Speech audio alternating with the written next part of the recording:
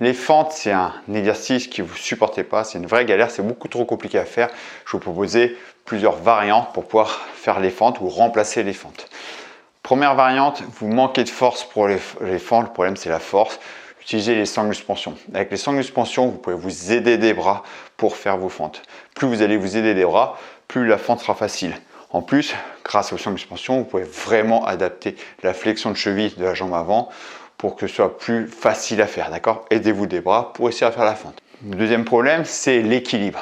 Vous mettez les mains à un mur, vous descendez en fente, vous montez en vous appuyant contre le mur, ça vous permet de travailler la stabilité.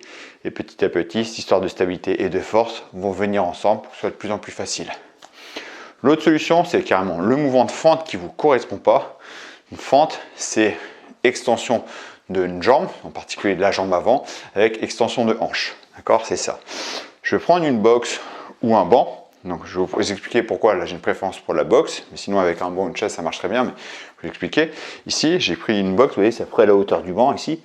Là, je monte, je descends.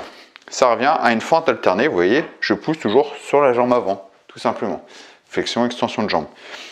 Pour rendre le mouvement plus dur, là vous voyez, j'ai une flexion de genou qui est assez ouverte.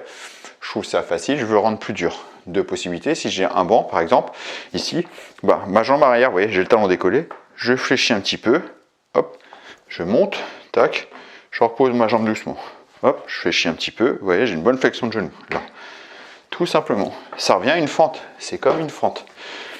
Je n'ai pas envie de me prendre la tête à fléchir la jambe arrière, c'est pour ça que je préfère la boxe. Ici, je l'ai rehaussé, donc là, la hauteur de la boxe est beaucoup plus haute. Ici, vous voyez, ma flexion de genou est déjà beaucoup plus importante. Ici, je peux m'aider de la jambe arrière pour monter, d'accord? Si j'ai un problème de force, voilà, hop, je pose, vous voyez, je m'aide de la jambe arrière, la petite extension de cheville ici qui va m'aider. Je commence à être à l'aise, un peu le même principe que tout à l'heure, que les doigts de pied ici, là, et j'essaie de me concentrer que sur la jambe avant. Voilà, et je freine la descente, très important, je freine la descente, je descends tout doucement. C'est une parfaite variante aux fentes, c'est exactement la même chose. Donc voilà, maintenant, plus d'excuses, vous pouvez adapter les fentes selon votre convenance.